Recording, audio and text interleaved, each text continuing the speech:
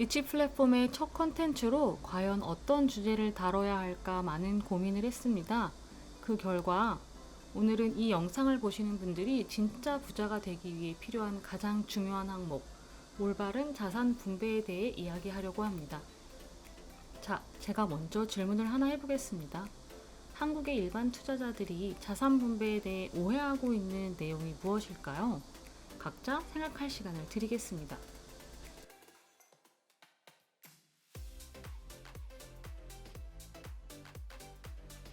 자, 여기서 우리의 영원한 멘토인 워렌 버핏의 명언을 하나 소개해 드리겠습니다. Price dips are a good chance to increase your position. 이게 무슨 말일까요? 이 말은 좋은 기업의 주가 하락은 여러분의 자산을 증식시킬 수 있는 기회이다 라는 말입니다. 이 말은 특히 작년에 코로나로 주가가 하락할 때 확실히 체감할 수 있었던 부분입니다.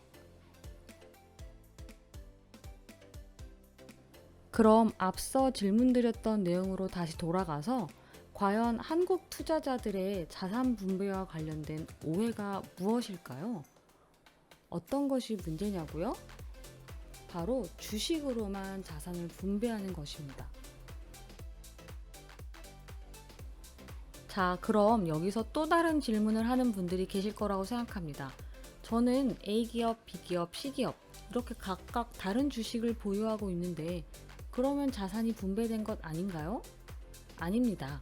주식을 아무리 여러 개 가지고 있어도 결국 여러분의 자산은 주식에만 올인되어 있기 때문입니다.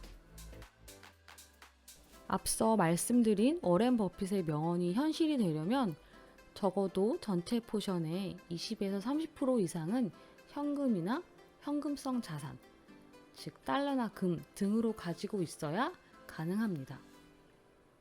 여기서 잠깐 경영학 저널 내용 중 일부를 발췌하여 추가 설명을 드리겠습니다. 도표를 보면 일반 투자자들이 성과 측면에서 중요하다고 생각하는 마켓 타이밍은 2% 수준밖에 안 됩니다. 즉 마켓 타이밍은 포트폴리오 성과에 미미한 영향을 끼친다는 것을 알 수 있습니다. 대신 포트폴리오 성과에 가장 큰 영향을 미치는 요소는 바로 92%를 차지하는 자산 분배입니다. 즉 언제 팔까 언제 살까 하루 종일 핸드폰을 들여다보며 고민하지 말고 어떻게 자산을 분배해야 할지 고민하는 시간이 필요하다는 말입니다. 자, 그러면 제가 자산 분배 효과 사례에 대해 실질적인 수치를 들어 설명드리겠습니다.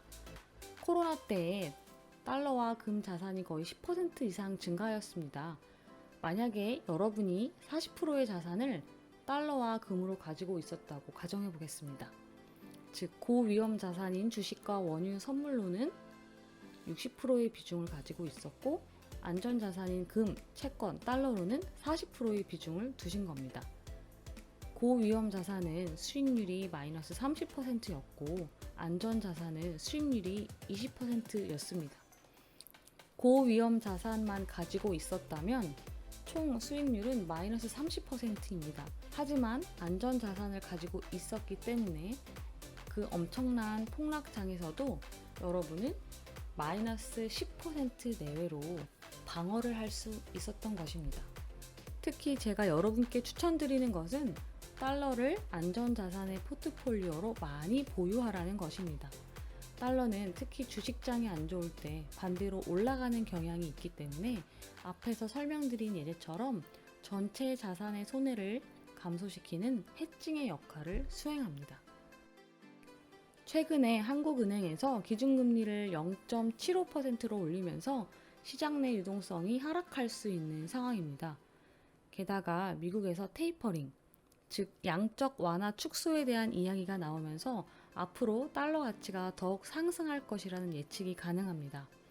즉 한국 주식장은 더 하락하고 달러는 더 오를 수 있는 환경이 조성되고 있으니 지금이 바로 여러분의 자산 포트폴리오를 재분배해야 하는 적절한 시기입니다. 그럼 얼마 정도의 달러를 매수해 놓으면 좋을까요? 사람마다 기준이 다를 수는 있지만 저는 1,100원 이하에서 달러를 매수하는 전략을 적극적으로 활용하고 있습니다. 평소에 달러가 내려왔을 때 미리 사놓는 것입니다. 이번에도 1,080원으로 내려왔을 때 20만 불 정도를 매수해 놓고 코로나 변이로 인해 환율이 1,170원이 되고 한국 주식이 하락하였을 때 원화로 바꾸어 저렴해진 한국 주식을 매수하는 전략을 구사하였습니다. 그리하여 환매수 매도로 수익을 내고 좋은 한국 주식을 싼 값에 살 수 있었습니다. 특히 작년 같은 경우에 달러 환율이 단기간에 거의 15%까지 상승했습니다. 그래서 만약 달러로 30% 이상 비중을 가지고 계셨던 분들은 장의 하락에 대한 스트레스보다는 내가 보유하고 있는 달러를 언제 하나로 바꿔서 평소에 봐두었던 우량 주식들을 쭉쭉 팔까 행복한 고민을 하셨을 겁니다. 제가 다시 한번 강조드리고 싶습니다. 달러도 하나의 주식입니다.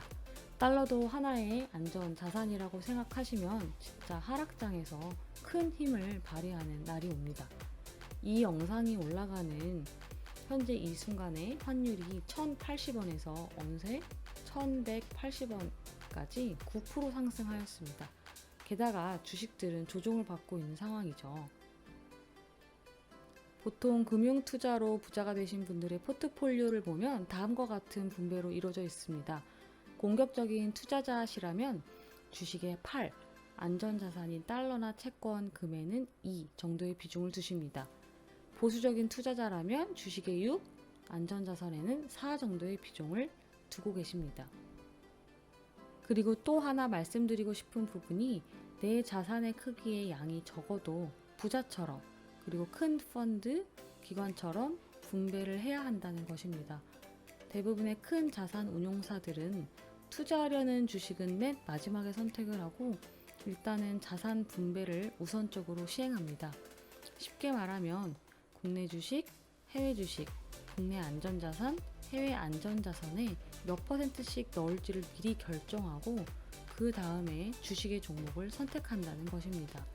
제가 오늘 말씀드린 내용을 한마디로 정리를 하자면 전략적 자산 분배가 포트폴리오의 성과에 미치는 영향이 90% 이상이다라는 것입니다. 이것 하나만은 오늘 꼭 마음에 새기고 가시면 좋을 것 같습니다. 오늘 마무리를 하면서 제가 마지막으로 말씀드리겠습니다. 주식 투자를 결정하시기 전에 아래 3가지 항목들을 먼저 스스로 질문하셔서 정의하신 후 자산 분배를 먼저 하시기를 다시 한번 강조드립니다. 물론 제가 추종하는 워렌 버핏 할아버지는 경제 환경 변화 시 자산 구성비를 과감하게 바꾸시는데 이런 것들은 우리와 같은 일반인들은 쉽지 않습니다.